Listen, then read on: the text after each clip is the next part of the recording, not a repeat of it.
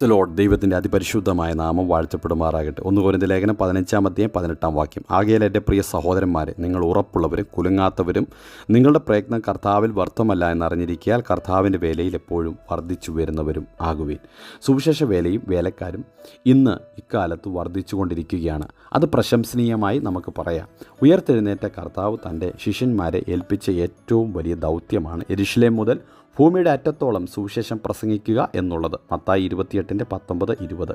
ഏതാണ്ട് 3.5 വർഷക്കാലം കർത്താവിനോട് കൂടെ പഠനവും പരിശീലനവും ലഭിച്ചവരായിരുന്നു ഈ ശിഷ്യന്മാർ. ഇക്കാലം അത്രയും വിശപ്പും ദാഹവും ക്ലേശവും ഉറക്കളിപ്പും എല്ലാം ഗുരുവിനോട് ഒരുമിച്ച് അനുഭവിക്കുവാൻ അവർക്ക് കഴിഞ്ഞിരുന്നു. ശിഷ്യന്മാർ സുവിശേഷ വേലയ്ക്കായി പുറപ്പെടുമ്പോൾ അവർ അഭിമുഖീകരിക്കേണ്ട സകല പ്രശ്നങ്ങൾക്കും അവർ കർത്താവിനോട് കൂടെ ആയിരുന്നപ്പോൾ ലഭിച്ച പരിശീലനം അവർക്ക് ധൈര്യവും കൃപയും ശക്തിയും നൽകി. പരിശുദ്ധാത്മാവിൻ്റെ വരവോടുകൂടെ അവർക്ക് ദൈവശക്തി ലഭിക്കാനിടയായി തീർന്നു. കർത്താവ് വിളിക്കുന്നു. കർത്താവ് വിളി കേട്ട് എല്ലാം അവർ ഉപേക്ഷിച്ച് കർത്താവിൻ്റെ പിന്നാലെ പോയവരാണ് ഈ ശിഷ്യന്മാരായ ഓരോരുത്തരും.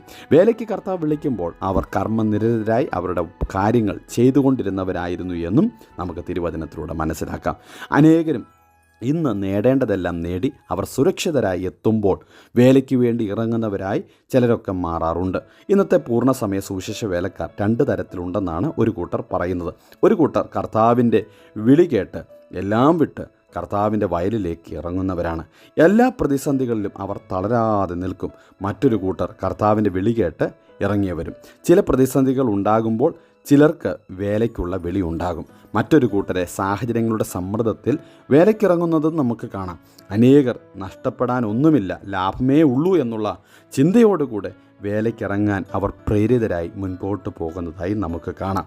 എന്താണെങ്കിലും കർത്താവിന് വേണ്ടി ചെയ്യുമ്പോൾ എന്താണ് നാം ചെയ്യുന്നതെന്നുള്ള ഉത്തമ ബോധ്യം നമ്മെ ഭരിച്ചുകൊണ്ടിരിക്കണം. പൂർണ്ണസമയ സുവിശേഷ വേലക്കാർ എപ്പോഴും കർത്താവിൻ്റെ വേലയ്ക്ക് ഒരുക്കമുള്ളവരായിരിക്കണമെന്ന് തിരുവചനം നമ്മെ പഠിപ്പിക്കുന്നു.